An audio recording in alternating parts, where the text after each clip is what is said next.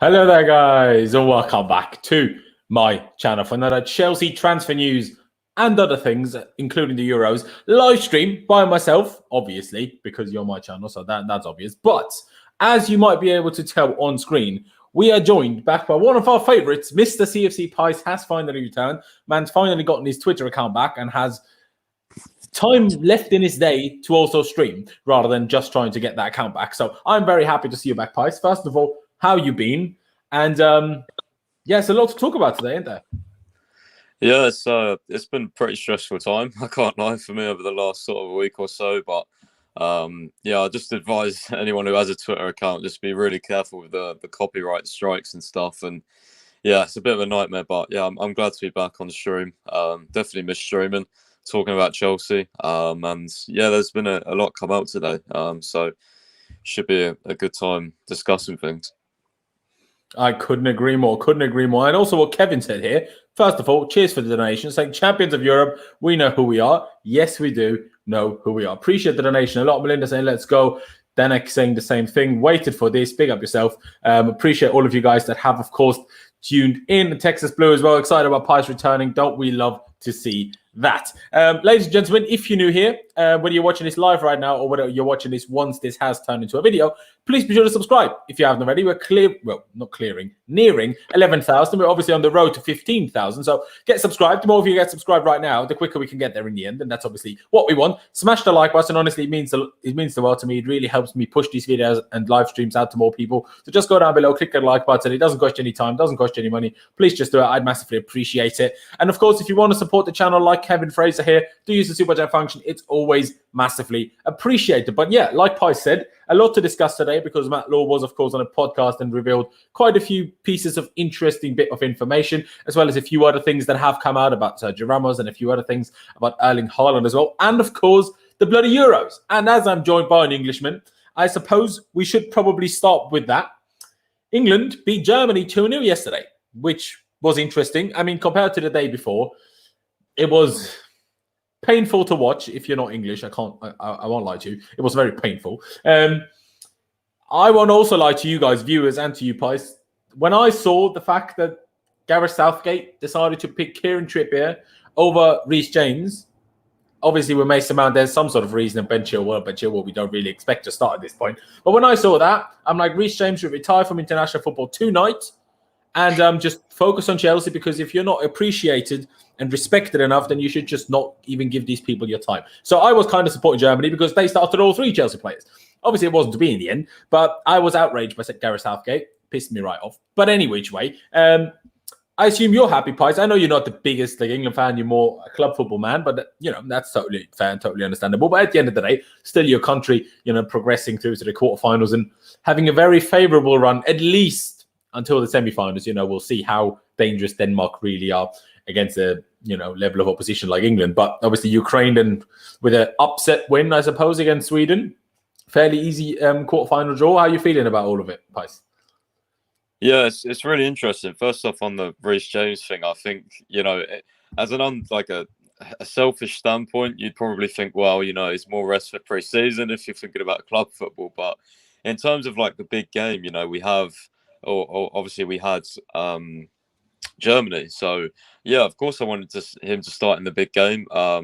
Just anywhere, like even because we played a back three, like I'd like to see him right centre back as well, because Tuchel's been deployed him there a few times, so he can do that role. And then the wing back, obviously Trippier. I mean, I get that he's tried and trusted for Southgate, but so is Reece, to be honest. Reece hasn't done anything in any of his England performances that warrants him, not playing regularly. Like, he doesn't really play regularly. So, yeah, that was a bit annoying, but a good win, a very good win. The atmosphere was crazy, I must say. Like, I've been to Wembley when it's been, full, like semi-final, cup finals, and it's nowhere near like that. Like, international football at big tournaments really does step the level up a bit. Like it was crazy. And yeah, well, obviously, because you'll have every fan pretty much supporting the one team, rather than for cup finals and semi-finals, it's like half, isn't it? Yeah, but even so, like half and half. Like, I don't know, just the atmosphere is just still not the same. Like, I haven't really seen it like rocking like that in ages. Like, yeah, it was really really good. And as you said, I mean, our run is favourable now. Ukraine do play good football, but I think we can get their defence. And then obviously Denmark or Czech Republic. We've already beat Czech Republic, but they are still a solid team. Yeah, that was only 1-0. So, yeah, I mean, we should get to the final. Like, there's no reason why we shouldn't. I mean, if we didn't to get to the final from this position, it would be quite sad and disappointing, especially after we beat Germany. But I mean, yeah, I think that we get to the final, but whether we win it or not is completely different because Italy, Belgium, still other teams, Spain, maybe, one of those can beat us. So it will be difficult. It will be. And I don't know what's going on my forehead. This red spot, it's like itchy, and I scratched it before and now it's red. I don't know. Yeah, we're just going to have to live with that and see whether it, pisses us off or whether it sticks around. I suppose we shall see. Yeah, I mean, like I said, the England game wasn't fun. And to be honest, I personally don't understand that he wouldn't play Reece James right centre-back because obviously Maguire and Stones aren't exactly fast. So adding Kyle Walker's pace there makes sense, especially when Timo Werner obviously is playing for the opposition. I see that. But wingback, I just don't get it. For me, the only reason Kieran Trippier is in the team for corners, and you didn't do nothing from corners anyway. So for me, this makes no sense.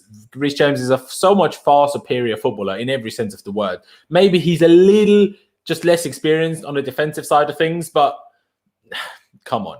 I think it's a shambles. I personally think it's a shambles. Dane K asking, as an Austrian, do you like/dislike Germany? No, I really, really dislike Germany, and that says a lot about what Southgate does with this team that I still wanted Germany to win. It's more to do with the fact that just 3 Chelsea players play for Germany, and I care about Chelsea and neither of these 2 countries, really. I dislike Germany, sure, but also English fans can be really annoying. It's what really annoys me, and some people might not understand this. I know a lot of like Austrians and stuff, they're huge Chelsea fans, and due to Chelsea, they're like also big England fans, which I find a little bit odd. And especially when no Chelsea player starts, I'm like, so you're telling me you're right now currently supporting Tottenham players, Arsenal players, Manchester United players, I don't know, Liverpool players, whatever. I'm like, are you mans? Absolutely not having it at all.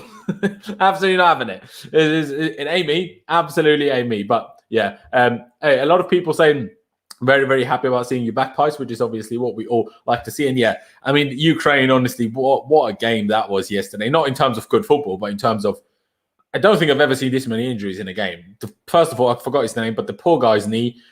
The fact that Gary Lineker tweeted it's not a red card, that was the most ridiculous thing I've ever heard in my life. The guy literally broke his knee in half, his leg in half. It's insane. And then the amount of other injuries, honestly, like, I was a bit tired watching the game, sure, but every time I really focused, there was a blue shirt lying on the floor. It was a madness. But Emil Forsberg, or as he's apparently pronounced, Forsberg, that's what Sky Sports tweeted before the tournament. I don't know whether that's true. I don't speak Swedish. But he had a blinder of a game. Obviously scored a goal, hit the post, hit the bar. Unfortunate. But hey, Ukraine is through. Before we get into the transfer talk today, because as we're already on it, might as well mention it, as you brought up the quarterfinals as well. This is obviously the quarterfinal draw now. Obviously starting Wednesday and Saturday, we have the 4 quarterfinals going on. Belgium, Italy, in terms of level of teams, certainly the highest, the biggest game, I suppose. What about you, Pice? Do you reckon Italy got the advantage there, especially if Belgium are missing both Eden Hazard and Kevin De Bruyne? Yeah, I think you put the nail on the head there, really. I think it would be a very, very close game if Hazard and De Bruyne started, but I think Italy do have the edge. I mean, they've definitely been the most impressive team for me this tournament. I mean, the midfield of Italy is brilliant. Like, even though they didn't play that well the other day, like the whole team in general, they still got the job done. Like, they still found the goals in the end. Like, it's just crazy. They are such a well-rounded team. They haven't lost in like 2 years or something like that. I think it's like 38 or 39 games. It's ridiculous. Mancini is very, very good tactically. So yeah, I think Italy do have the advantage in that game. And I think, you can really get out Belgium's defence. Their attack's very good, but the reason why Belgium never win these tournaments, never win the World Cup, they don't win the Euros is because of their defence. So yeah, I think it will be a very, very hard game for Belgium. Having said that, though, I mean, if they have Hazard, they have De Bruyne, they are clicking, they could get 2 early goals and just hold the lead. It can be. But isn't it nearly impossible that either of those are going to be able to play? I think from what I was seeing, I actually heard some reports on like Twitter and stuff were saying that Hazard's not too bad. Like, he didn't train with the team, but he might Oh, like did come he? bench or something. Okay. I don't know. Yeah, there's a lot of varied reports. I don't think we'll probably know just until before the game, I guess. But um, yeah, I haven't really seen much on De Bruyne, but Hazard, I know he didn't train, but I think he might come off the bench or something. I'm not sure, but either way, if they have a big involvement in the game and not like 20, 30 minutes, then yeah, I think Belgium can win, but I'm going for Italy, I think, overall. Fair play. We've also been told that Forsberry is actually roughly true, which I find odd, but fair play. Appreciate that input by Zulu Warrior, saying he lives in Sweden. So, and then some Swedish, which obviously none of us understand. But cheers anyway. If Hazard can play, for me, that's a weird one anyway. The guy didn't play a full 90 minutes since November 29 or October 2019 until like the third group game. And I played 90 minutes then. He played nearly 90 minutes against Portugal, and now he's at least maybe still starting game. I just think Hazard is almost turned into what Gareth Bale does. It's like Wales goal for Madrid. It's like Belgium something, and then bottom is Madrid because he's always injured for them lot. But for Belgium, somehow he manages to be fit. I find that a bit strange. But yeah, I back Italy. They knocked us out, and obviously I feel better if Austria just lost to the European champions rather than someone that loses next round anyway. I'm still fuming. We should have just scored an own goal against Ukraine, and then we would have been third instead of Ukraine. And then we would have played Sweden and would have battered them and would now be battering England. But the next quarterfinal, obviously, on the agenda, I suppose, is Switzerland against Spain. Switzerland with one of the biggest upsets probably in international tournament history. It must be up there 100% because France were, by everyone, at least until we saw Italy play in the group stages, by far the clear favourites, right? And France weren't even that bad against Switzerland, weirdly. Like, their 3 goals were all brilliant. But somehow Switzerland got through. Janssen obviously making the decisive penalty save against Kylian Mbappe. But they're up against Spain, and Spain is a weird team, isn't it? Because first 2 group stages, dreadful. First 2 group games, dreadful. And then in the last 2 games, the man scored 10 goals. Obviously, 2 of those were in extra time of the last game, but still, 10 goals in 2 games, while they didn't score any in the first 2, or 1 in the first 2. So that's a bit mad. So I think Spain are actually a good team. They just don't have a capable striker. They're almost a little bit like Chelsea, where they're tactically actually really good, but they just don't take that. Because even against Sweden and against Poland, yeah, you can criticize it, but they had easily 3 or 4 chances to like comfortably score 2, 3, 4 goals in each of those 2 games. And if they just take the chances, no one even questions Spain. But because they didn't, everyone questioned them. So it's just like, if Spain can take their chances, I think they're a really dangerous team personally. But if they can't, hey, let's see what Switzerland can do. What do you reckon, Pies? I do agree, to be fair. I mean, Spain are, I want to say, I was going to say they're underrated, but I think people do rate them. I just think underrated in a sense of no one really thinks they're going to win it. But I mean, they definitely have the quality to win it. I think it's just this Spain squad has not really got any leaders. It's one of the youngest Spain squad ever. Like, in defense, they've got Laporte, yes, but it's Pau Torres. It's Jordi. Pau Torres doesn't even play half the time. The last 2 games, Javi Garcia started. So yeah, like there's different players who start, but like in midfield, it's young. You've got like Pedri, who's 18, he starts every game. You've got Sarabia, who comes off the bench. Like, you've got who else have they got? Ferran Torres plays. Like, Morata's not old, is he? So yeah, they've got quite a lot of quality players, but kind of almost sort of young players. But when I say young, I mean, to be honest, I class young as like anywhere between like 18 to like, I don't know, 25 or something. Like, that's young to me. So yeah, they've got a lot of younger players, should I say, instead of young. 100%. I mean, the only like old players in their team are Busquets and Jordi Alba, and Jordi Alba didn't even start the last game. So Yeah. it's a tough one to call. Like Melly said, obviously, Switzerland are without Xhaka. Obviously, he's suspended on 2 yellow cards, so that makes it even more difficult considering he was by far the best player on the day against France. But I reckon if you're going to be honest and give like an objective prediction, you're going to have to back Spain, really. And then it's a similar situation with England against Ukraine. First of all, Ukraine have barely any players, and obviously they ruined themselves in that extra time. Obviously, they have a fair few days until then because England plays Saturday, but still, you have to back England. But obviously, I presume you would agree on that, Pies. But I wonder, do you think you're going to go back to the back four now that you're playing a slightly lesser team and also not a team that plays a back three themselves? Because I know a lot of people lost their minds at even the idea of Southgate playing a back three. That was the only part of what Southgate did yesterday I was happy with. Because outside of that, I was like, what are you doing? But yeah, I don't know. Do you reckon back four? Do you reckon that Mason Mount comes back into the side? Or do you see that going? Really hard to predict with England because we have so many attackers, especially and midfielders that can play in attack, such as Mount and Foden have been playing on the right. But I do think we will go back to the back four. It's just better. I think we need to take the game to Ukraine, whereas Germany was about defense first and really sitting back really and just trying to hit them on counter attacks. But yeah, I think try and dominate the possession against Ukraine, get up them, press them. But the front three is going to be really interesting, obviously, because I'm not going to lie, Bukayo Saka has actually played really well for England, so it's going to be hard to drop him for like a Mount or a Foden, even though that sounds crazy. A lot of international tournaments in these sort of stages are based on form, so although you can shove a Sancho, you can shove a Rashford, you can shove a Mount or a Foden in.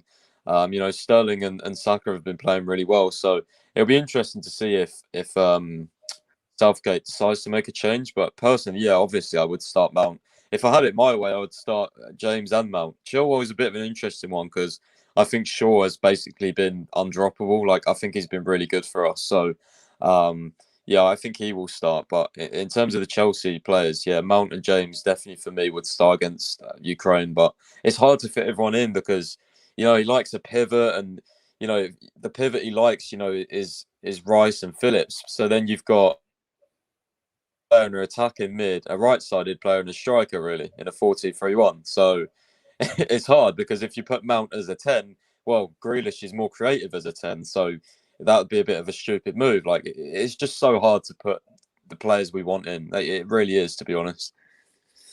It's a tough one. I mean, I'm not sure I agree whether Saka was particularly brilliant against Germany, if I'm being totally honest with you. But yeah, to me, you just need to go away from the back three again. And then obviously that opens up one more attacking player. And that then is, knowing Southgate, probably Mason Mount. But quickly, before we get into the last game that we need to discuss, let me quickly shout out OneFootballer. Of course, again, the sponsors of this video. Shout out to them and download the app down in the description below and just listen to what I have to tell you in the upcoming clip.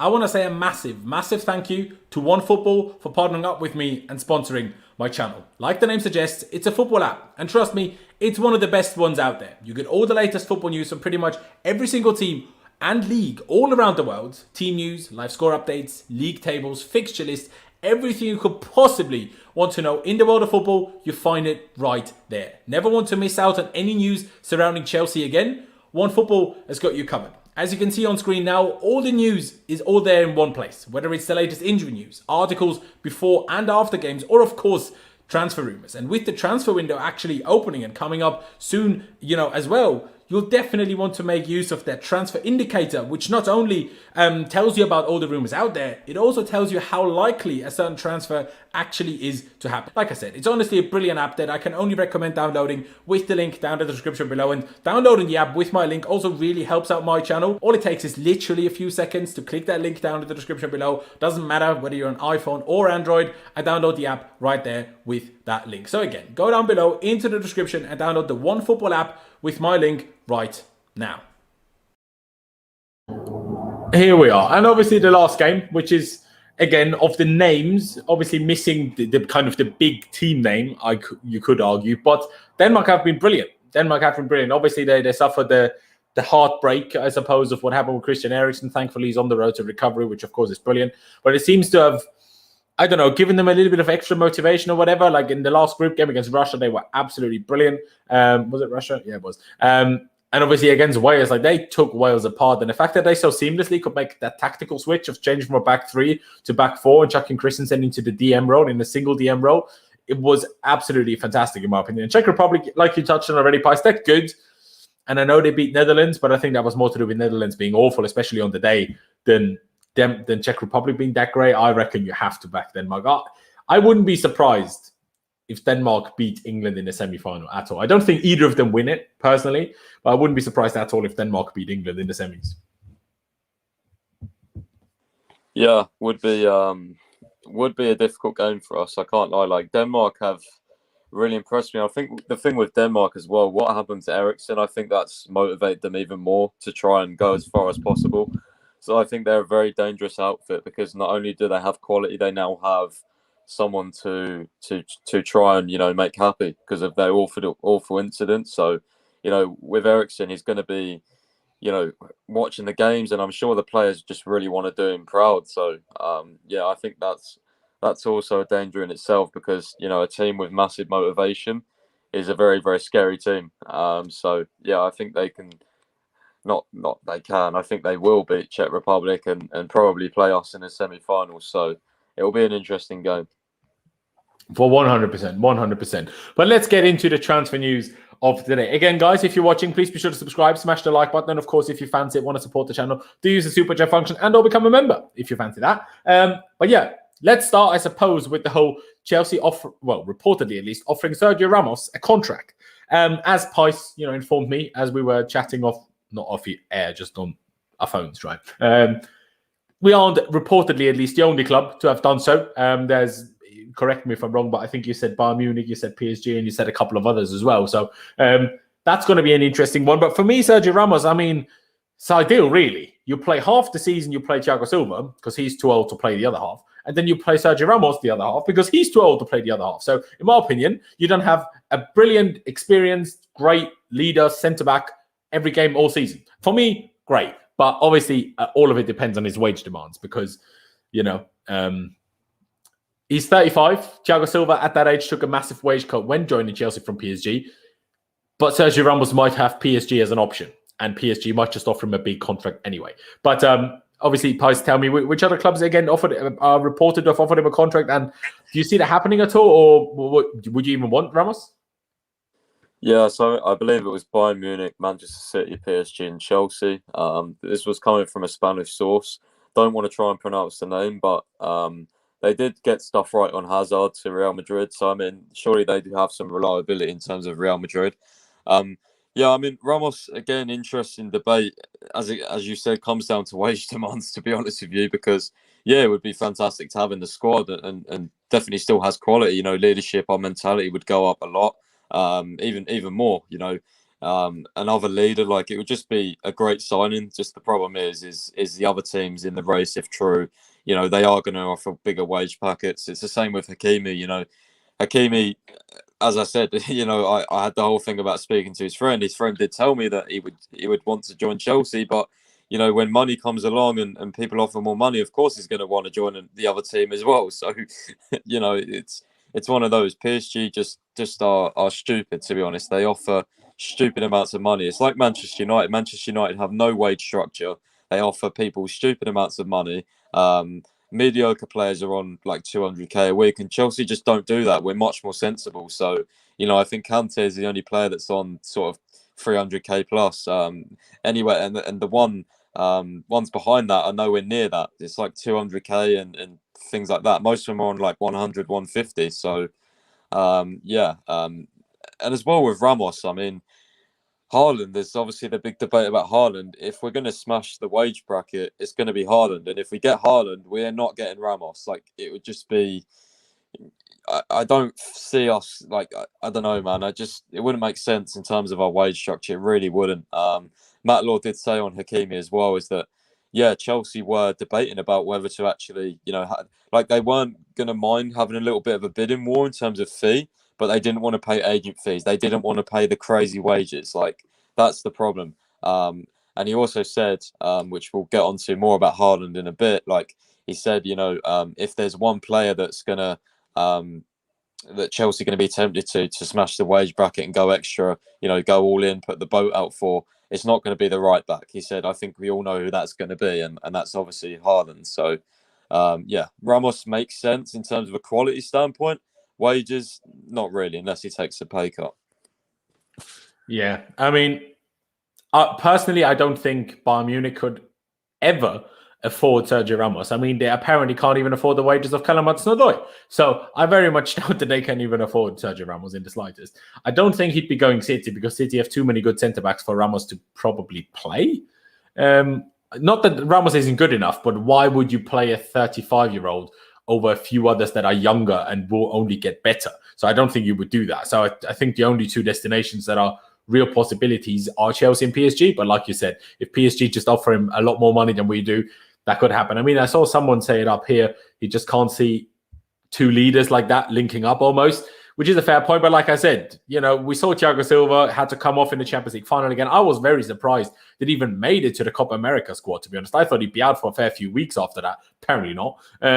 Because, he is playing and starting there for Brazil, so fair enough. But, like Jester said here as well, Ramos is probably going to go PSG. Koundé is our number one centre-back target, according to Jester at least.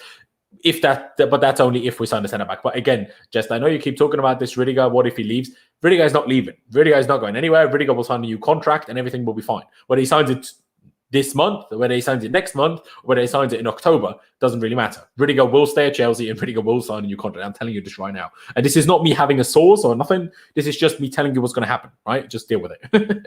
But like I said, Ramos has certainly some positives to him. If it is going to happen, great. If it isn't, we move on and it's fine. But it's an interesting story that, obviously maybe people don't even know. Let me run you through it quickly. So what Sergio Ramos, how he explained his departure from Real Madrid in his own kind of leaving press conference is that he was offered a 1-year deal with a wage cut from his last contract. He didn't have a problem with the money. He just wanted a 2-year contract, as most people at that age do, because they want a bit security, especially in that they're not just thinking about themselves, they're thinking about their families. Am I going to have to move my kid's school in a year's time? Or they'd rather have the security of 2 years. Makes more sense to them. Obviously, staying in Madrid, maybe that's a bit different, but you see what I mean. And then in the end, they still never budged and never wanted to give him a 2-year contract. In the end, he was even going to agree to the 1-year contract with the wage cut. And then by the time he agreed, they said, nah, deal's off the table, mate. So, he was fuming. Real Madrid is a skeleton of a club. Because, how they treat legends is the most disgusting and vile thing I've ever heard in my life, honestly. Just look at Iker Casillas, Sergio Ramos, even some of the Cristiano Ronaldo stuff that happened there is a madness, in my opinion. It is a madness, in my opinion. But, guys, put it in the chat. Put it in the chat if you, would like Sergio Ramos. I'd be very interested what you guys think. But yeah, let's move on. Before we get into Erling Haaland, because it's arguably the biggest story, obviously, I think we should probably touch on a few of the smaller things that Matt Law mentioned in this podcast, because that will be, an interesting thing in my opinion. Let me just scroll back to the things that Pies told me, because I didn't actually get to listen to the podcast, but Pies did and told me all of the important things. Just going to scroll through it, so I have topics to start on. Number one, small thing, Andreas Christensen wants to stay, obviously, greatest centre-back in the world.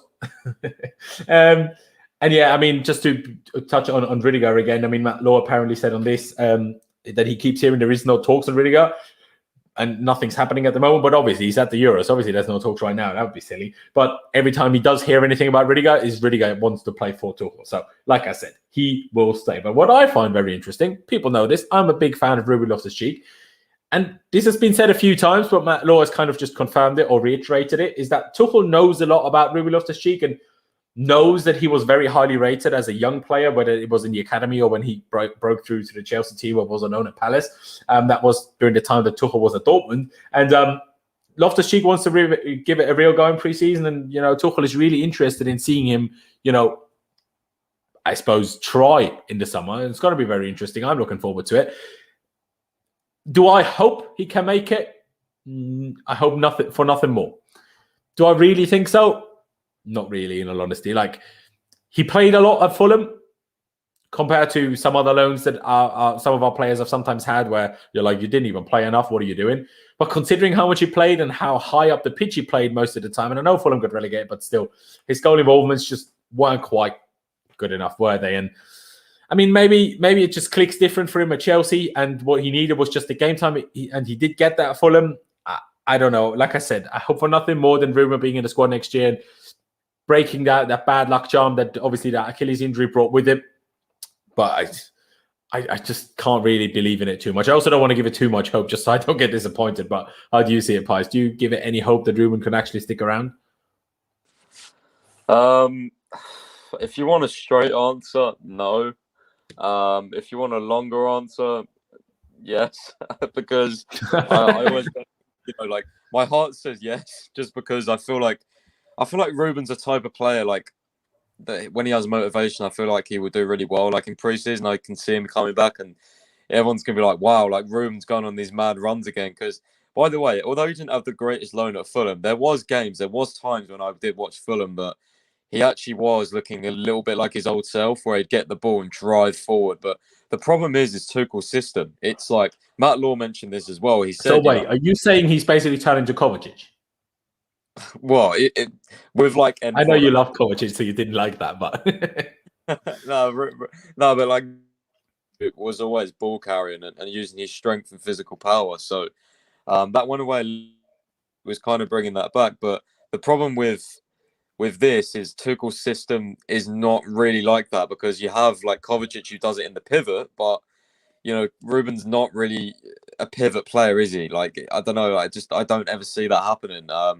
And when he gets the ball going forward, like in our attack, a lot of the players are runners. Like that's what Tuchel's system is. They're runners in behind, and Ruben's not that type of player. He's ball to feet, so I don't really see him fit in the system, and I think he'll go out on loan or possibly be sold. But um, I hope I don't know. I don't know if I should say I hope he stays, because logic tells me that we've got Hudson-Odoi, we've got Ziyech who might stay or might leave or whatever. We've got Pulisic, we've got Mount, we've got Havertz. Like it's pretty much like it makes no sense really for him to stay, because he literally won't play in a career to stay at Chelsea. But Hart wants. I just love Loftus-Cheek. Always have done. I mean, for me, it's a case of I agree with you. If the formation stays, it's difficult. But even if we keep playing three at the back, I will put money on the fact that we will have a fair few games next season where we will change the approach and change the tactics, just because in preseason we'll make sure we have a few other systems ready to use when we require it. And I think if we just even entertain the idea of having three midfielders, we don't have enough midfielders. Even if we sign one, we only have four. Sure, then you can count Mount as one, so that's five. But still, then I think having a Ruben in the squad is useful, especially as you also told me that Matt Law said Conor Gallagher is likely to go out on loan again. So in my opinion, it's the way I've heard about Ruben, right? What was it, last year, 2 years ago? He basically just wants to make it at Chelsea. Of course, he wants to be a professional footballer, but there's a few players that kind of, it's important to them that they have a great career. And then there's a few players that kind of just want to have a career at their club. And other than that, they aren't really, not that fast is maybe the wrong word, but that's what they really, really want, if that makes sense. And Ruben seems to be one of these guys. So if Ruben is a player that is all right, we're sitting on the bench most of the time, but being a useful impact sub with his strength, with his power, with his dribbling ability, and just when we require it in terms of injuries and formation change, if he's okay with it, I mean, who am I to tell him not to do it? Do you hear what I mean? Yeah, I do get you. It's just so hard because we do have so many players, but let's see what happens in pre-season.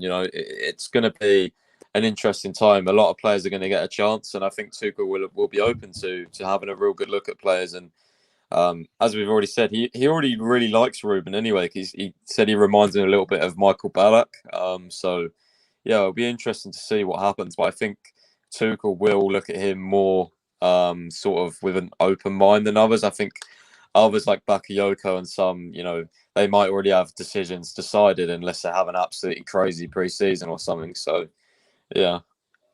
Exactly. And as someone put it here, I mentioned Bakayoko. Matt Law has also said that Bakayoko will not be a part of the first team squad next season. So whether we'll manage to fully sell him or whether we'll have to loan him out, because I think he's on his last year of his contract. So maybe we'll loan him out, get a loan fee again, and then obviously he leaves on a free next summer. I suppose we'll have to wait and see. But it's very, very unlikely at this point for him to be in the squad. So, that's a tough one. But a comment here by Aaron. Thoughts on Everton appointing Rafael Benitez as their manager, Pice? I think it's a weird one, but Everton is a weird club, so I'm not surprised. Yeah, it's pretty weird. Like, it's like us appointing, I don't know. Well, it's like us appointing Rafa Benitez himself.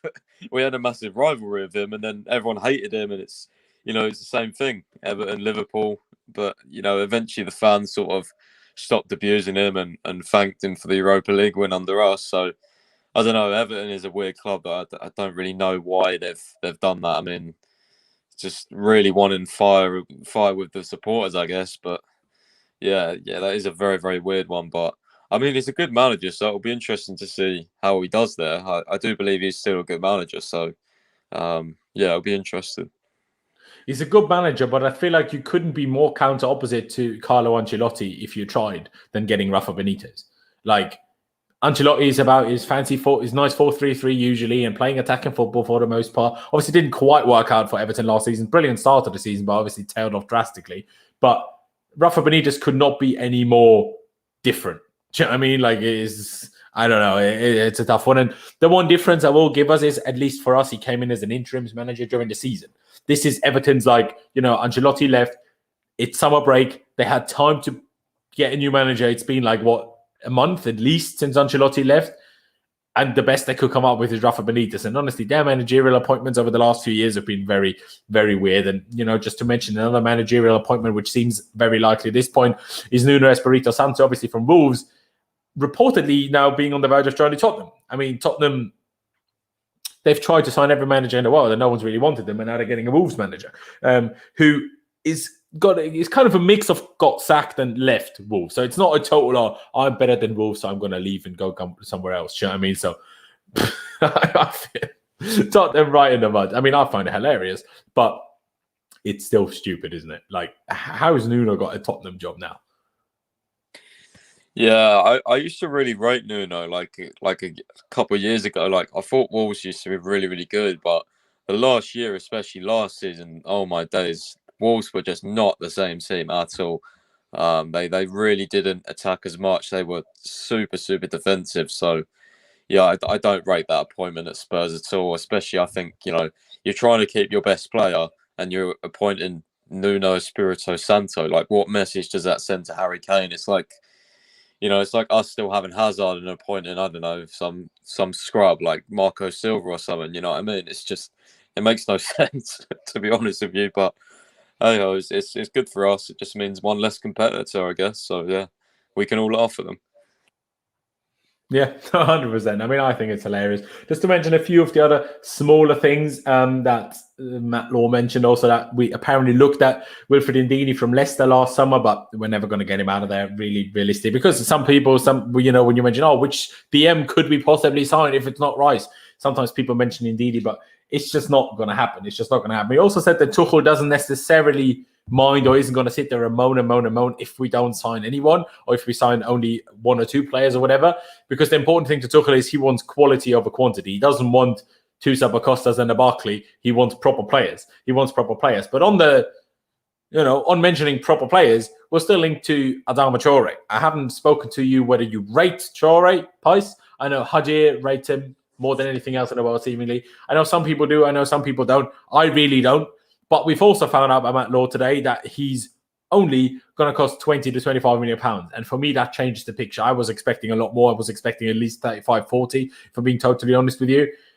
And at 25 or 20, even 20 million pounds, I'm like, fair enough. I mean, if Tuchel wants a right wing back / impact right winger to bring on with a lot of pace, a lot of strength, and a lot of baby oil, why not? Do you know what I mean? Like a 20 million, 25 million.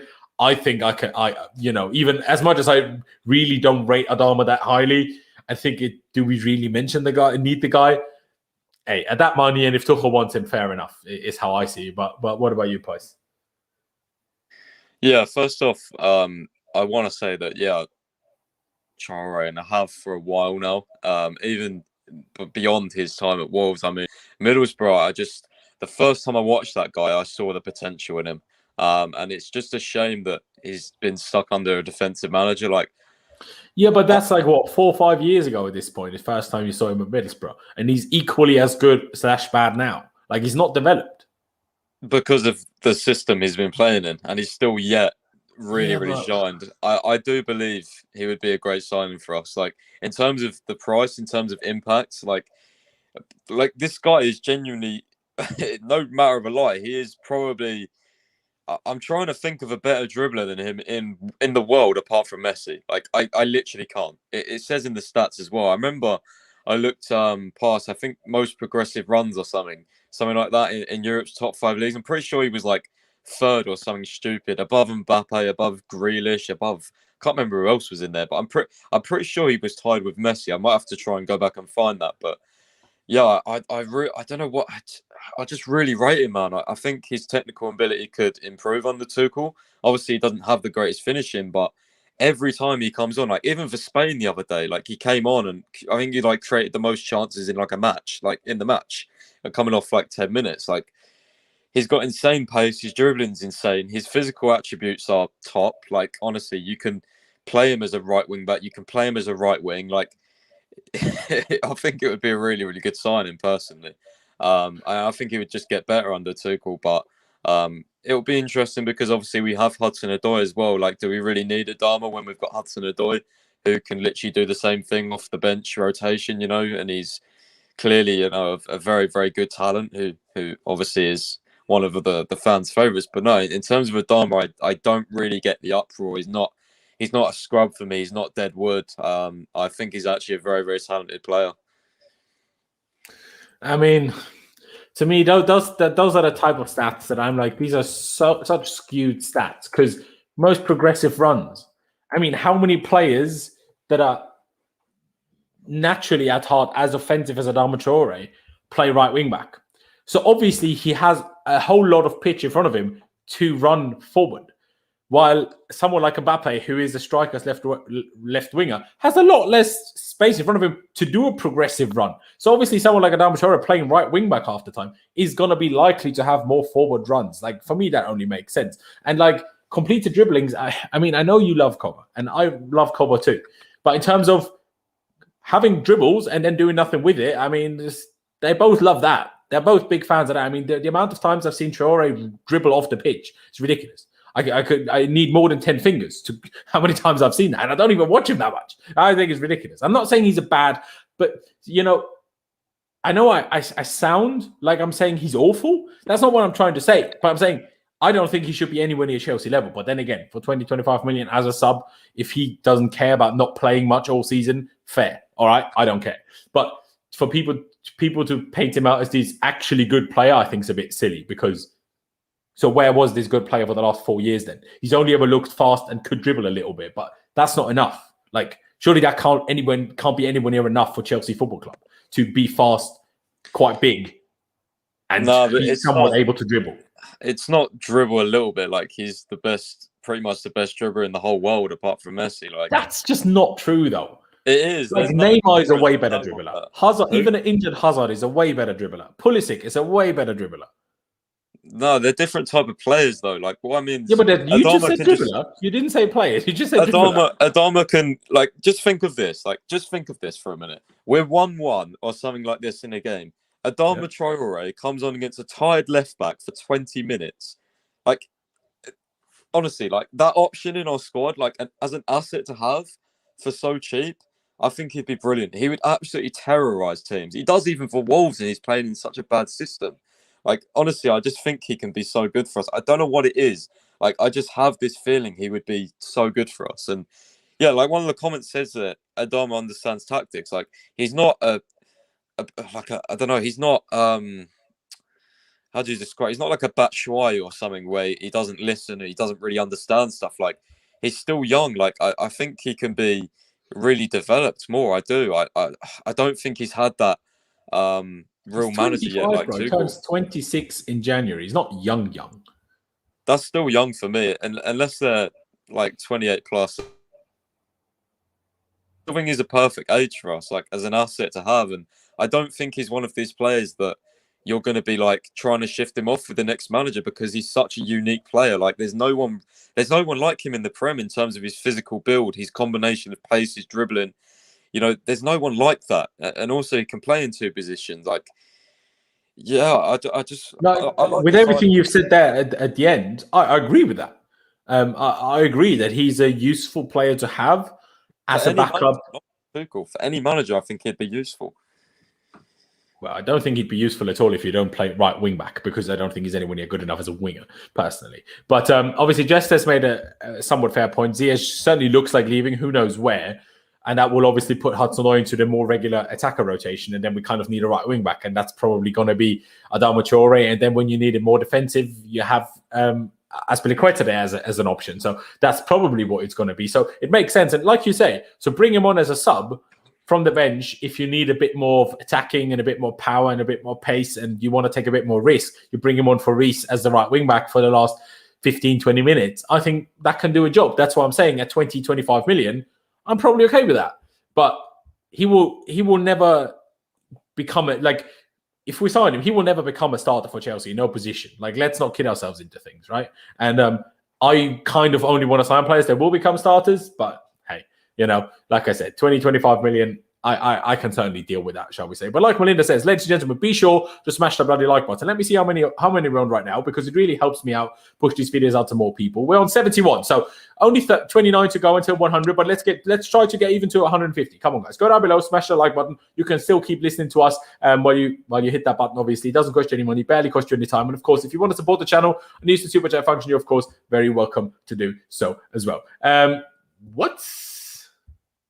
What have I heard here? Adama has that Kante-like ability to get out of a pinch with the ball at progress and has excellent control. He can play anywhere on the right. I mean, excellent control is, again, where I'd slightly disagree. I'm not saying he has bad control, but excellent is a strong word to use. But anyway, I think me and the chat and Pies are not going to come to an agreement on Adama Traore. We're just going to have to see if we do sign him, how he does, I suppose, in the end.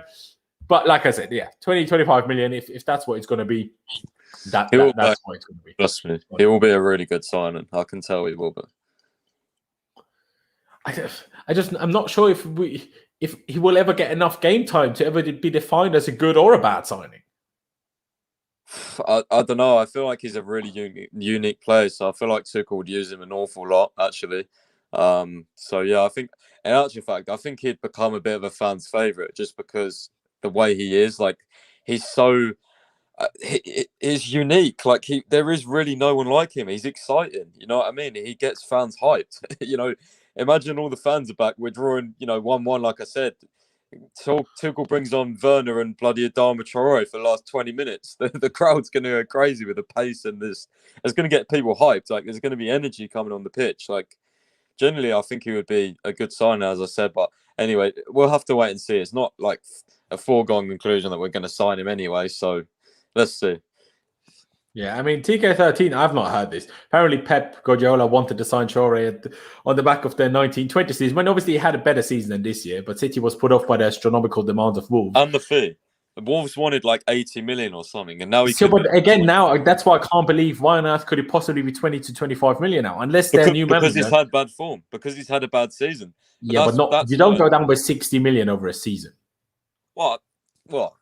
Yeah, maybe not, but 20, 25 mil could be. I don't know.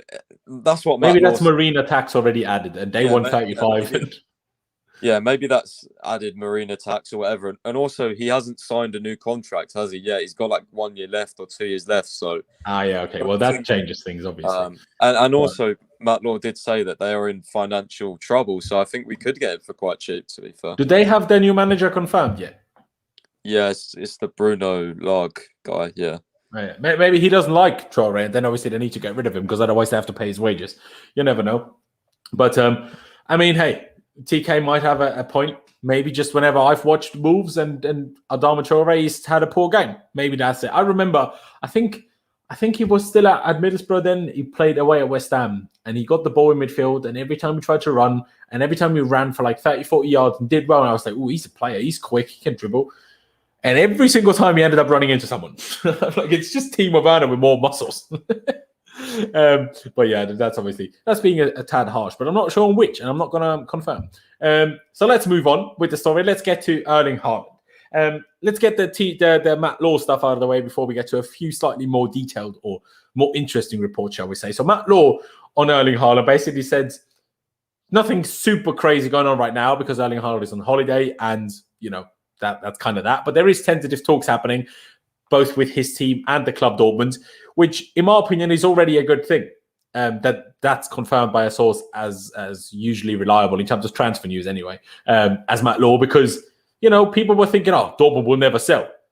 It's clearly possible to tempt them. Otherwise, they would never even entertain talks, because otherwise they would just say not for sale, and we would never be in talks. But because we are in talks, that obviously means it's possible, right? And that's a good thing for me already. I mean, was it Dean Jones? I think said that Haaland will cost around 160 million euros, which is around 137 million pounds, which is less than what we feared. So again, big dub, really. If you think about it, can't really complain much, can you, when you think about it that way? But yeah, I mean, Haaland, we've spoken about it many, many times. I'm still positive. I still think it's going to happen. I don't know when it's going to happen. I think people, also you, I saw you say you think it's going to happen in the next 2-3 weeks type thing. I think that's too early. I think this is going to drag until August 20th at least, personally. But what do you reckon, Pice? Yeah, no, I don't think it will drag on that long, just simply because we need to get a striker in, and I think Tuchel will want or soon after that. But didn't you say that Law even said we're year, happy to wait if we need to? No, that was on multiple targets. So like that was just in general. But anyway, still in general though. So if we're happy. Well, to be honest with you, I think we have waited a long time anyway. just to start with, just think about how that last year, how long that took. Yeah, but then the reports came out that Roman wanted the Haaland deal quicker than Havertz. Like he wanted to get him in. So I think next 2-3 weeks, he'll come off holiday. I think obviously, well, I don't know everything, but behind the scenes, there is talks, isn't there? Like, so I don't know how much has been done. The only thing that could be left is the fee. I don't know. Like, I don't think it will take that long. Like, I don't know. I just feel like it's a case of if we want him that bad, we'll just put the money down. And I think Roman would take care of commissions and any other money, like personally, that Raiola or Haaland's dad would want, because it's a Roman push signing. So yeah, I have confidence it will get done, but it needs to be in the next. Okay, maybe 2 weeks is a bit quick. Maybe 3 weeks at the most, I think, just because we have other areas we need to sort. Like, I don't see the club making Haaland like last and forever, because we need to do other signings, and there's not multiple people who buy transfers. It's just Marina who does it. So I don't see it lasting forever. We're going to have to make a decision whether we're paying up or not sooner rather than later, because there's only so much talks and discussions you can do. You've got to put, the words into action. And if we really are interested in him, we really want him, we'll pay the money. So, yeah. I mean, I agree with that, but I think Marina as well. Marina doesn't want to spend more than she wants to spend. And if Dortmund hold out for a long time, hoping for extra money, because obviously next year they're losing for a lot less, I think it can just drag. You see how much of a ball like Dortmund can be with the Sancho Man United deal. Laurenz, and they kind of had a few issues with us over the whole Michy Batshuayi negotiations as well. So I don't think it will be that easy. I think we'll get it done, but I don't think it will be easy.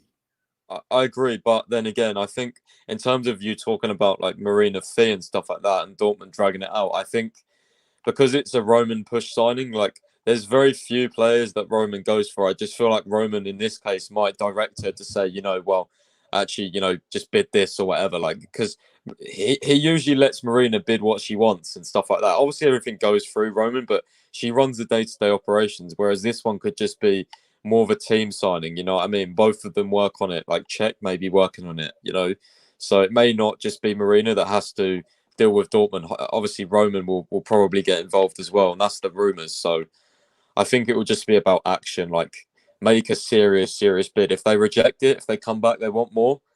If it's not too much, if it's not too crazy, just pay it. This guy's generational. That is the word for him. There's two players that you can say that for. Mbappe, Haaland. Those are the only two that you could say that word for. And for that sort of player to come to Chelsea, you have to be paying stupid money.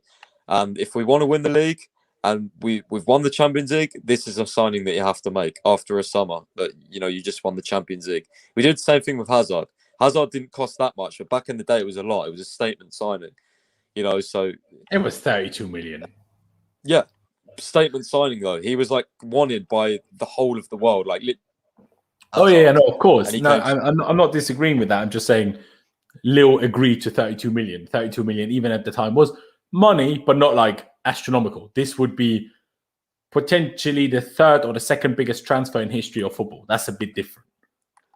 Yeah, but I was more talking about in terms of the player quality, that we're attracting. Yeah. No, that's true. That's true. It's crazy. They are on the same it's the same stratosphere basically. Signing Hazard back then would be like signing Haaland now. It's like a player coming in. You're like, oh my days, like this guy is going to be here for years. Like he's such a talent. You know what I mean? Mm-hmm.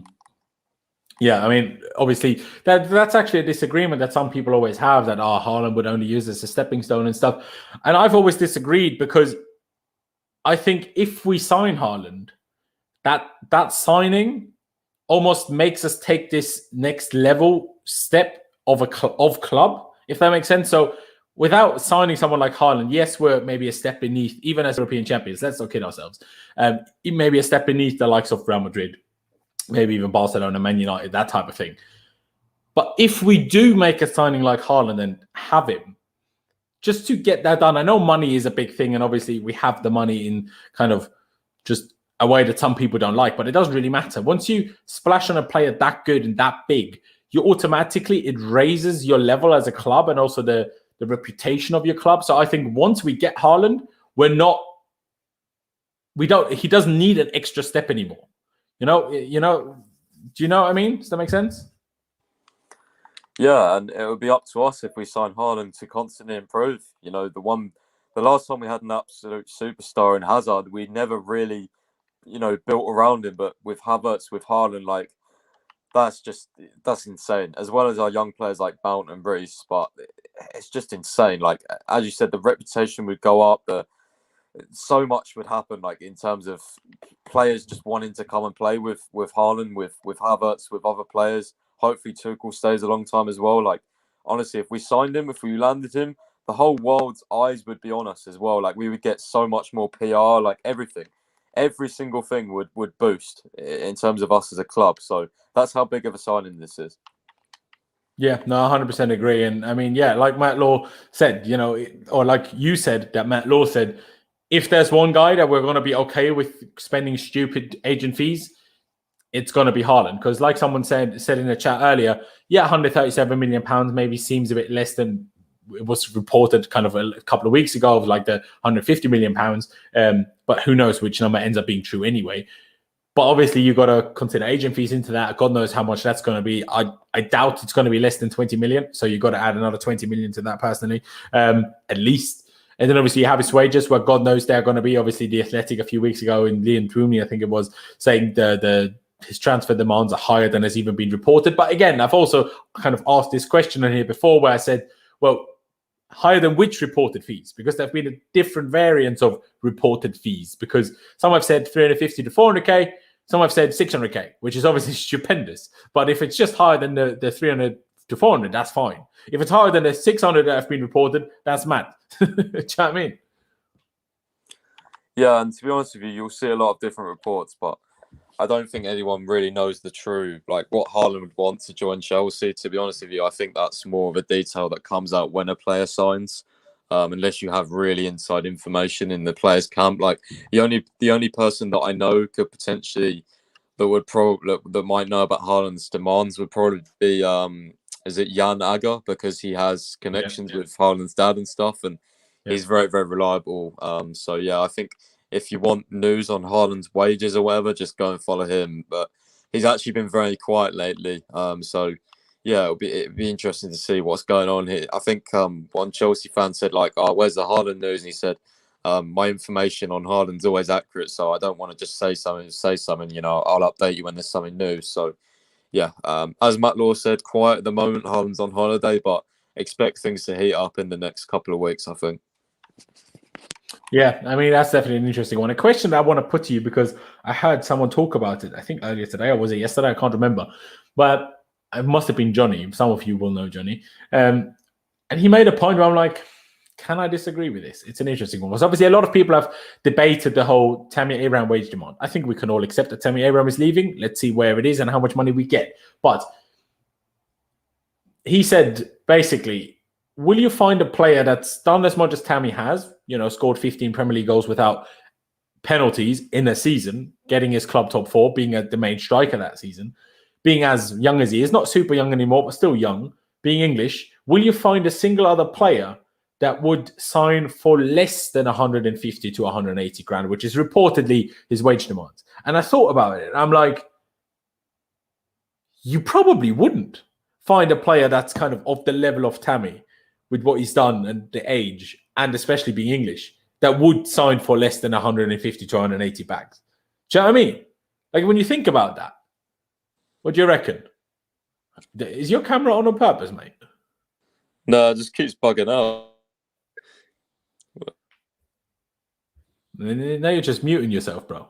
There you go. There you go. Now you got it. Is it bugging out? Yeah. No, I think on Tammy Abraham, I don't know. It's an interesting one because obviously 150k, 180k, it seems a lot of money, but as you said, for what he's done, then yeah, I don't necessarily think it's that bad of a demand, to be honest with you. I think he would deserve that. It's just obviously because he's not first choice.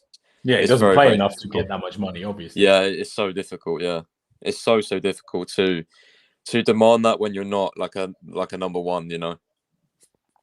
Yeah, exactly. It's a weird one, really, if you think about it, because it's just the manager, and some managers have preferences and others have other preferences. That's just normal, but it just doesn't seem to fit Tuchel's liking, because I still find it a bit weird. It didn't get a few more chances personally, but hey, it is what it is, I suppose. I've seen a lot of people in the chat talking about Werner, also about your hair seemingly. Isn't the hair I expected you to have, but all right. Anyway, Bro, my camera's like upside down, so it probably looks like different. Maybe it is. Maybe it does. I will definitely get on camera one day. There you go. I'm just a bit of a mess at the moment.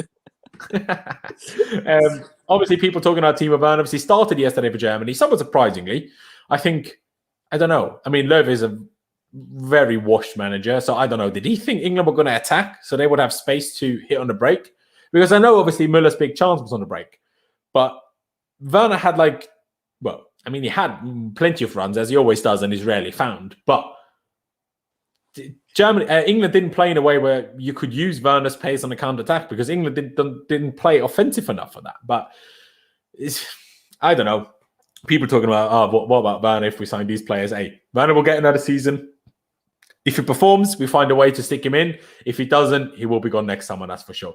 Whether he will go to Bayern Munich, as I think Jester said earlier, I doubt it. I really think Bayern Munich will want a better and more guaranteed goal striker when they replace Lewandowski than Timo Werner. But hey, we'll have to wait and see. Timo had 200% chances. No, that's not true. The one chance, he had one real chance, and that was a tough, tight angle, and Pickford made a good save. I think that shot by Timo wasn't even bad. It was going far corner. Maybe could have got it off the ground to smack it a bit higher, make it a bit more difficult, sure. But it was his weak foot, and that was, in my opinion, the only chance he had. So I don't think people should be too hard. No one would buy Werner. I think you'll find a couple. You'll find a couple, depending on the money, obviously. But you'll find a couple. Go on. Were you going to say something?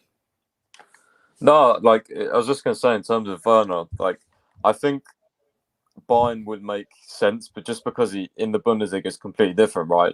Honestly, you see how many he scored for Leipzig. I think he'd do similar for Bayern. I just think the thing with Bayern is they probably will go far in the Champions League most years, and is Werner really the caliber that they'd want?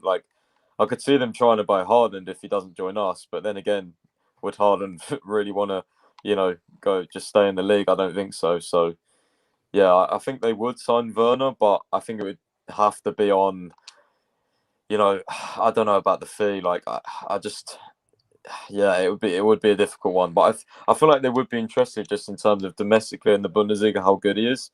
But in the Champions League, he'd have to have better performances, I think, for them to really, really consider making a big bid, because I feel like we'd want a lot of money still. What was it? We bought him for 50 mil, and that was considered cheap at the time, which was crazy. Yeah. So I think it would be similar sort of price, 50, maybe even more, 60 mil, because you know what Marina's like, anything to try and get a price up. He's got a lot of assists. She'll use anything in the negotiation table. So, yeah.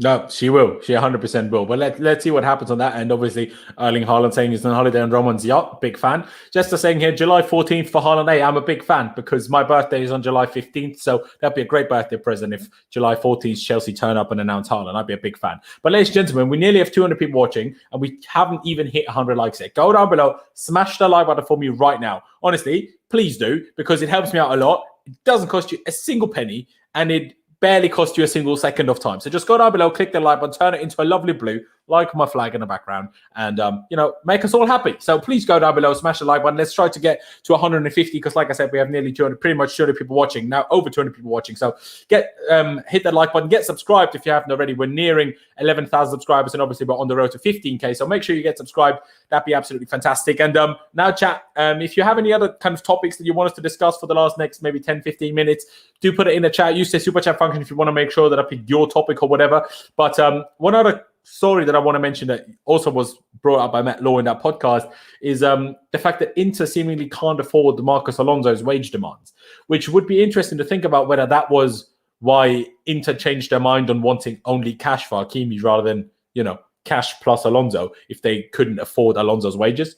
Do you reckon that might have played a part in why they kind of decided let's only go cash?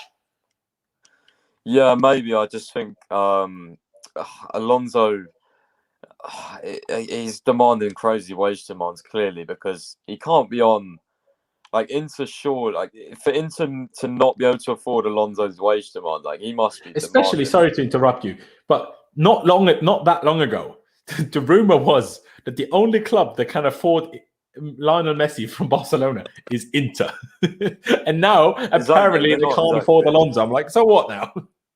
I know they have financial problems, right? But still, they're still a massive club. Alonso's not exactly, I don't know, he's not exactly a huge, big status player.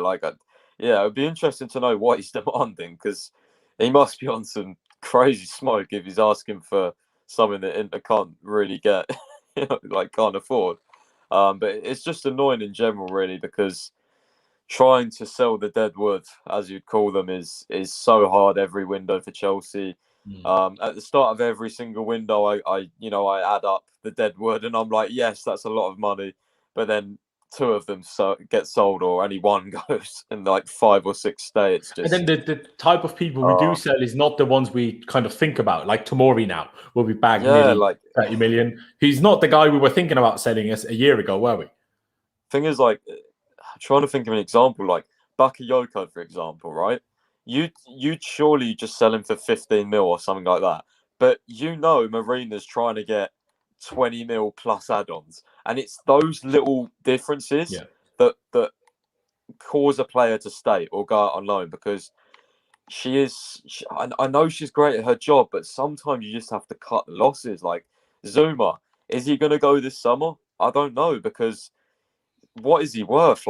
I think Zuma only leaves if we sign a centre-back. Yeah, but even so, if someone puts a 30 mil bid in for Zuma, is Marina going to accept it? Or is she going to go, 35, 40 million, and then the other club won't come back? It's just you should ask 35, 40 million for Zuma, in my opinion, at least. You should, but because he's not been playing, Laurenz, clubs will be cheeky and there will be firm. Yeah, but he still played enough this season, even under Tuchel, really. I don't know. He's not really played that much, but no. But I'm saying played enough to demand 30, 40 million in nowadays market. You think? I think 40 million. He'd have to be one of the starting centre backs for me personally. What? So, what do you reckon we should be asking for Tammy Abraham? For Tammy, Tammy's different because he's got English tax applied. So, and he's young. He's really, really young. So it's completely different. Tammy Abraham. I suppose Zuma is only a year older than Tammy. All right. Is he not? No, Zuma turns 27 this year. No, Zuma turns 27. Zuma's older. No, yeah. But with Tammy, it's different. You see Ben White going for 50 mil, Maguire 80. English players just have stupid prices in general. So for Tammy, I would ask for 40, 50 mil. But for Zuma, I'd ask 30 mil. That's the difference, I think. Yeah, I mean, I'd be okay with 30 for Zuma, but I think you can easily, But then I know English, but if Ben White costs 50, Zuma should be 60 at least. Do you think? I don't know. Yeah. I think Ben White's obviously younger and his ball playing abilities are much better. So I think in the modern game that's more attractive for a club, to be honest. I mean, younger, yes, and he might be slightly better ball playing, but he's also not played at a level where that like it's really been tested. Do you know what I mean? Like obviously, I was joking with the 60 million. I'm not saying, but that's just my kind of response to the fact that Ben White is apparently going for 50 million. I just think that's absolute insanity. I'm not saying he's a bad player, but 50 million? Are you mad? That's crazy. I know that the market's going crazy, and 100 million for Jack Grealish. That's even more mad. You know, people. I'm not saying Jack Grealish is a bad player, but the biggest game, and I said this in the last stream, the biggest game Jack Grealish has played, okay, maybe yesterday when he came on, but in club football, biggest game he's ever played is a bloody Birmingham derby. You can't play 100 million for someone whose biggest game is a Birmingham derby. I'm not having it. It's ridiculous. Like, there's no experience at an actual high level. Yeah, the prices are crazy, but, you know, Aston Villa, like, he's the main guy, like, if I was Aston Villa, I wouldn't be selling him for any less. You know what I mean? You'd want to demand that because he's that good. You know that if you're that, it's like Zaha, right? With Palace, people like he's not worth 60 mil. Yeah, fine, but to the club, he's worth 60 mil. You got what I mean? I agree, and that's why no one signed him, and that's why I don't think anyone will sign Jack Grealish. And that's what I hope will happen because I don't want him going to City. So yeah. No, neither do I. But that's just, and that's why I think players will over the next few years start forcing moves more and more and more because clubs just ask stupid money, and then essentially that just ruins a player's career. I know Zaha obviously had his chance at Man United, that didn't quite work out, but Palace have essentially ruined the guy's having a big career. He's been there too long now. He's done. Like he will have a good Premier League career, but that's the extent of it. And Jack Grealish is already 25. He doesn't have, if he doesn't leave in this or next year, it's done for him having a big club career. Like it's absolutely done. It doesn't matter how good he is. No one will sign him at 27, 28. There's no chance. So, you know, obviously clubs want to have their own thing, but if, you know, players really want to, you know, look after themselves rather than just the club, and obviously Grealish is very loyal to Aston Villa, understandably so. But still, if he needs, like, you know, wants to have this big move or whatever, he needs to force it. He can't play nice because it's never going to happen. Because, like I said, clubs just ask big money, and are they entitled to? Of course they are. You know, you need to be smart in your recruitment. You need to be lucky in your academy work and stuff. Of course, you would have an easy 5 years, but then you would have no sell-on value, zero. And big clubs these days, how many? Name me the amount of players in the last 5 years that have ended their careers at clubs without being sold, other than club legends. So at Villa, that doesn't matter for Grealish. But if City sign him, they don't want to just keep him until he's 33 and sell him for 5 million. It's not what they want to do. And especially even more so a club like Chelsea.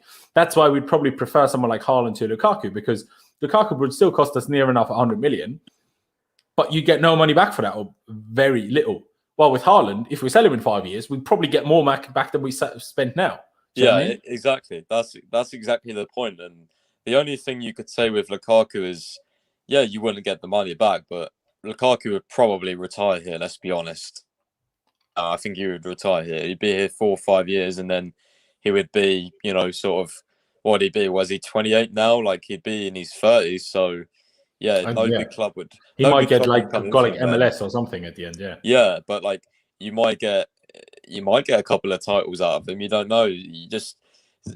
He's worth the money, but not for obviously resale, and that's what clubs do often account for as well. So in that sense, yeah, Haaland does make much more sense because, like you said earlier, like good luck getting him off us if we get Haaland, because we've got the best negotiator in world football, and Raiola could cause problems as much as he wants, but you know, if he wanted to move to Real Madrid or whatever in 3-4 years' time, well, you're going to have to pay much more than whatever we're going to pay for him. So we're the real winners anyway. If we sign Haaland, we are absolutely set because we'll get cups out of him, and when he goes, it'll be absolutely stupid money.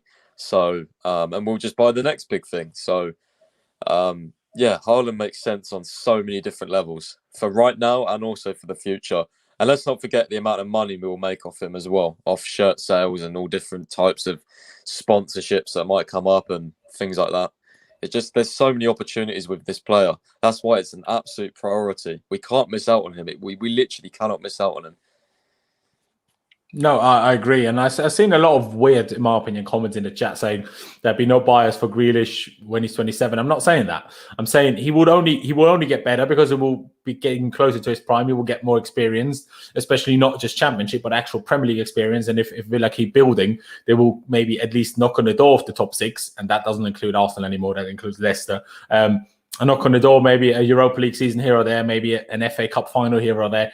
Like, if they get that, he will only arguably get more expensive, and it will be even more difficult to find a buyer for him. And someone said, City don't work like that. They didn't do it with De Bruyne either. De Bruyne cost £55 million, not £100 million.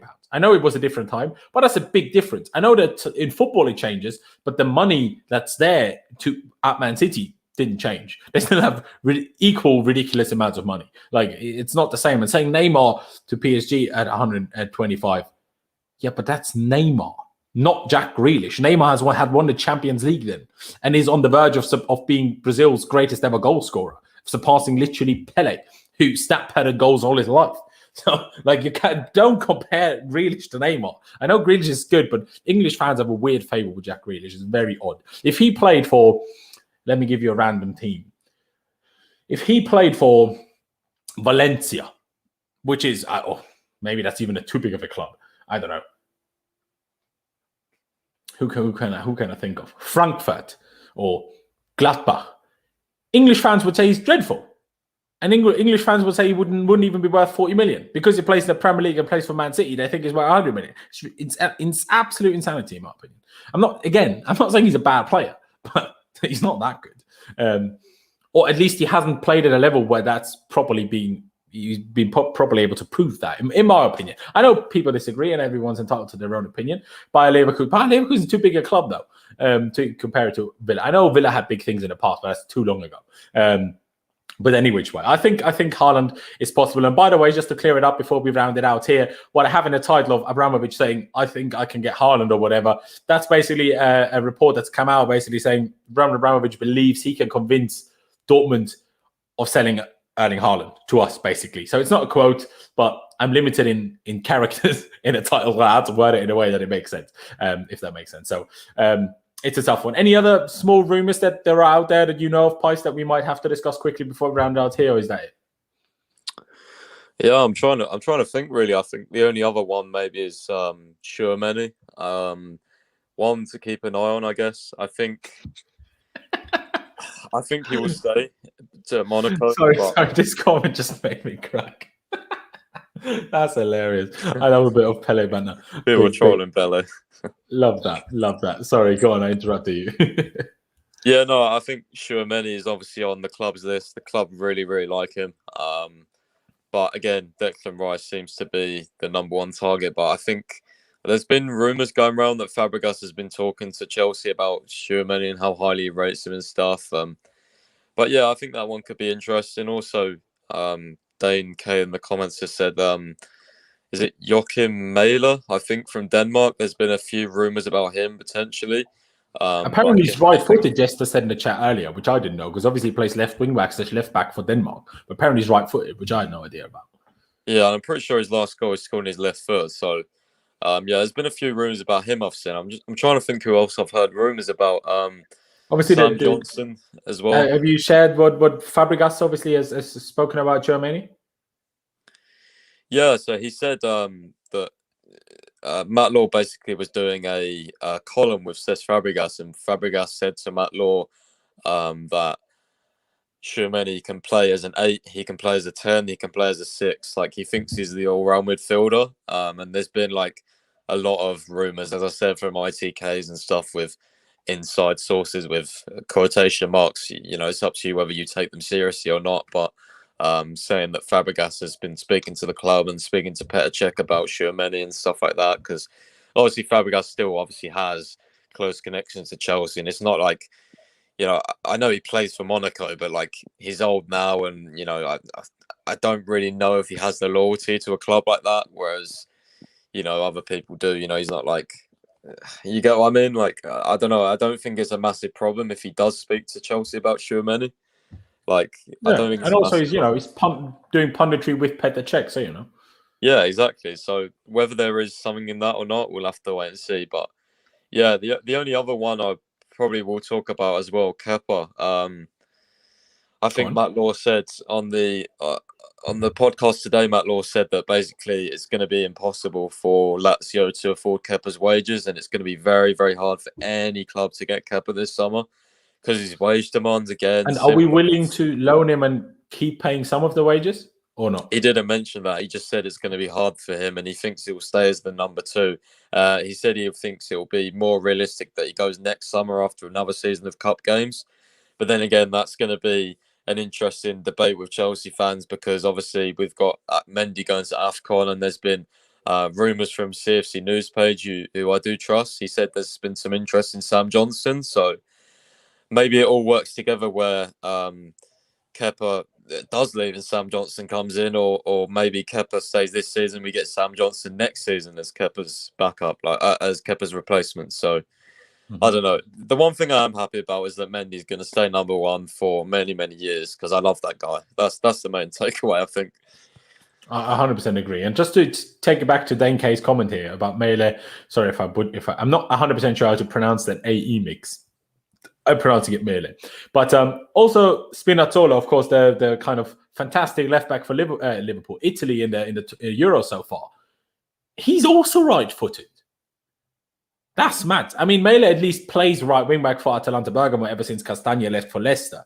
But Spinazzola is left back / left wing back for Roma and Italy, even though he's right-footed. That's mad to me because the guy has mad crossing with both feet. He's a good player, depending on how much he goes for. If we can get rid of Emerson and Alonso somehow, and we need a left back, and we don't want to promote Martin, and we can't get Van Aanholt or whatever, give it a shot for Spinazzola if he's not too expensive. Obviously, I can't lie. I didn't watch him much aside from the Euros, and I said it myself, don't hype the Euros too much. But the last thing I want to mention is how dreadful Isaac is, by the way. Everyone lost their minds how great he is just for a couple of dribbles. The man's got worse finishing than bloody Timo Werner. It's insane to me than anybody at Chelsea wants him. I'm not saying he's... Okay, I just said he's dreadful, I know. But I mean dreadful in terms of world-class players, like... people thought he is because of one good game against Spain in which he didn't score. It's dodgy to me. Very, very dodgy. But anything else to add, Pice, or shall we round it out here? I was going to have a debate with you about Isaac, but... Go on. Let's have a debate about Isaac. No, I know what you mean. Like, everyone's kind of got hyped because of the tournament and stuff, and he hasn't done that well, but it wasn't even the tournament. It's one game, maybe one and a half. He maybe did okay against one other game too, but didn't do nothing against Poland. He definitely didn't do nothing yesterday. I just think though there is upsides of him. I do like some of his attributes. That's true. But again, there's a big but. Like Haaland is number 1, but of course Fabrizio Romano keeps saying Chelsea will sign a striker no matter what. And Isaac could be on that list. There has been some rumours. I mean, he would cost like 50, 60 mil, but... That's so stupid. If you keep Tammy. Before you sign someone like Isaac, just keep Tammy. I can't believe this. I cannot believe that this is even being entertained. Obviously, I know Fabrizio said that. But I just sign Haaland and Lukaku, otherwise get in the bin. Honestly. Keep Tammy if you need to, and just stick Havertz up top in the 3-4-3. Tammy's not that guy anymore, No, he isn't, but he's still better than paying 60 million for Isaac, who, if we still want the top-class striker eventually, is going to sit on the bench and going to be sold anyway. And then there's going to be another Kepa where we can't get rid of him. Maybe, although he could come and absolutely bang and be a young striker for us for the next few years. There's different ways to look at it, So yeah, but he's not... I mean, obviously, that could always happen with anyone, really. But...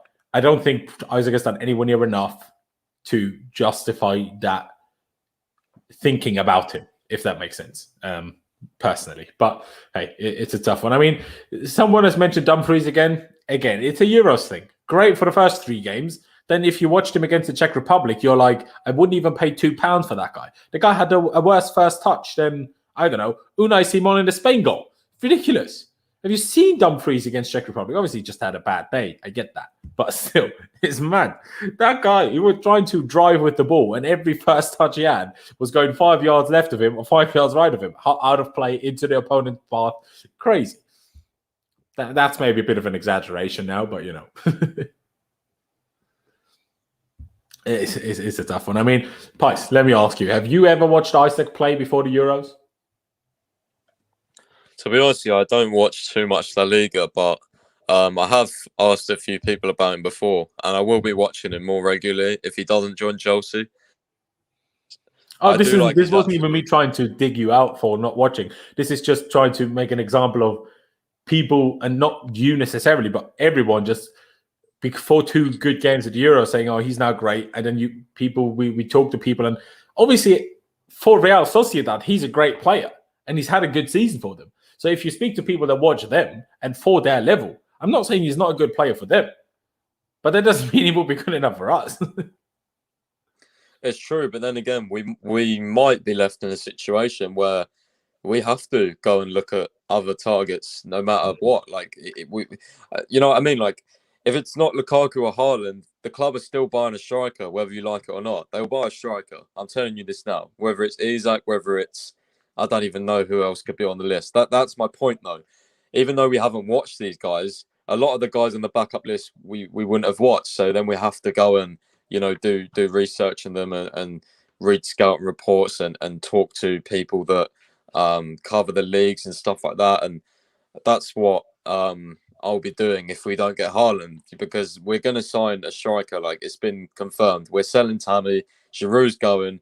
Havertz is not playing 40 games at false 9, nor is he clinical enough to do that. Werner is not going to play striker as a backup because the club clearly don't trust him. Because otherwise, Tuchel does, because he played him half the time. Yeah, but the club doesn't. So but that's irrelevant because Tuchel picks the team, not the club. No, but you know what I mean. Marina is, even though that. Imagine Marina signs Isaac and then Tuchel doesn't even put him in the squad like Tammy. No, I think that him and the board will work together. Like, if Marina suggests something, then I think Tuchel will be open to it. Like, I don't know. I just feel like he's learned from his mistakes from PSG and Dortmund. Like, especially after winning the Champions League, man. Like, there's no reason to even argue. Like, yeah, he'll have his opinion on players, and I'm sure his opinion will count a lot. But whatever striker comes in, assure you it won't be without Tuchel being notified. You know what I mean? There's not going to be a case of, I don't know, for example, say we sign, I don't know, trying to think of a random strike. Say we sign Belotti or someone like that. It's not going to be a case of the club haven't asked Tuchel, do you want this guy? We think he'd be good. That's not happening. Like, it's just not. They've got a better relationship with that. The relationship's probably first off, he's a new manager. Second off, he's won the Champions League. Everything is going to be going through him this summer. So, yeah, whatever striker we sign won't be someone that Tuchel doesn't want. I can assure you that. I agree. But I personally think when Fabrizio said that, I don't think that meant, maybe if we don't get Haaland or Lukaku, that means we'll get some B-Tech striker. I think that means we're getting Haaland or Lukaku. But we'll see. We'll see. And David, cheers, mate. Random comment. But we're going to round it out here. Ladies and gentlemen, I really do appreciate every single one of you that has tuned in. Be sure, again, to subscribe if you haven't already. We're getting ever closer to 11,000. And obviously, we're on the road to 15,000. To get subscribed, have 200 people watching. So if only half of you are not subscribed, that's 100 new subs. So get subscribed if you haven't already. Smash that like button. Become a member if you fancy that. And what else can I say, really? Not sure when I'll be back with the stream. It will be soon. Download the OneFootball app if you haven't already. Link is down in the description below. Massive shout out to them for sponsoring me. But yeah, we're going to leave it here. Pys, thank you for joining. I'm sure I'll see you again very, very soon. But yeah, ladies and gentlemen, thank you for watching. Up to Chelsea, upwards and onwards. And I'll see you next time.